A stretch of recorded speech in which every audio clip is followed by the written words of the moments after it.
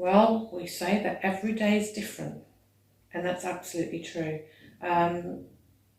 This organisation, I think, is unique in that it was founded by families, and 60 years on, that family feel is still there.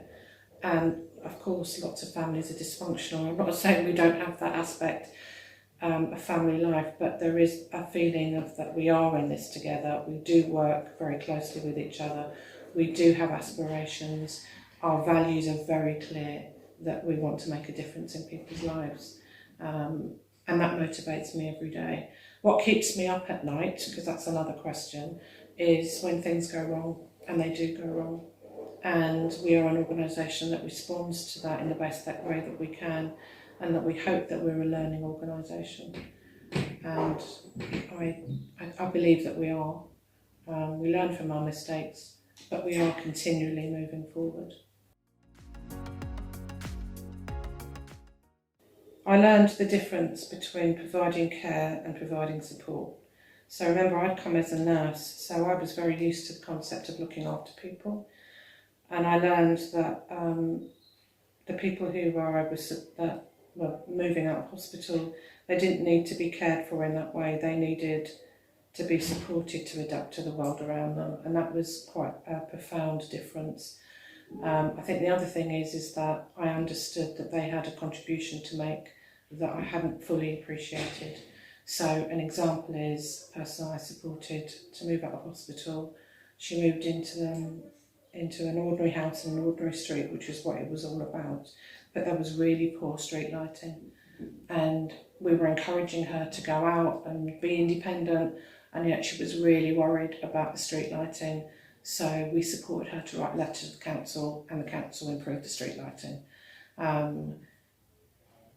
But of course, I look back on that now, and of course a person with a learning disability can contribute, but I didn't fully appreciate that until I actually started to work with people as a care officer.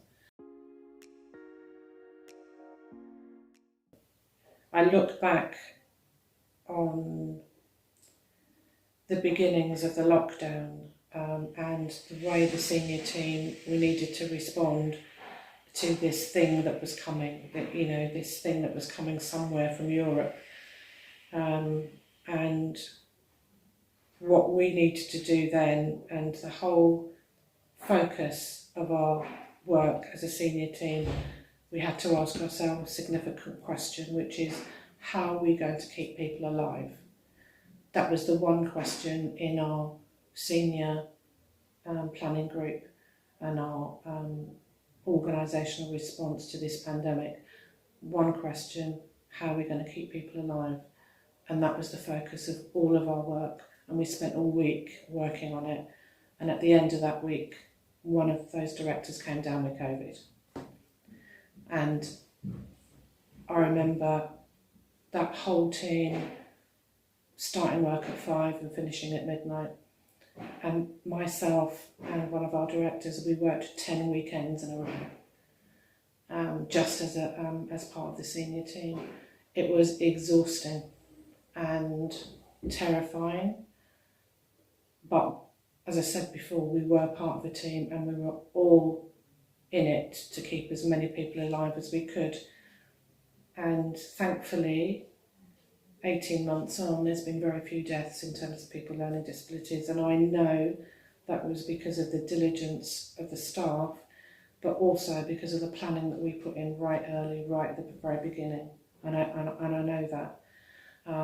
But I have to say, when we get a chance to reflect and debrief, many of us are in tears.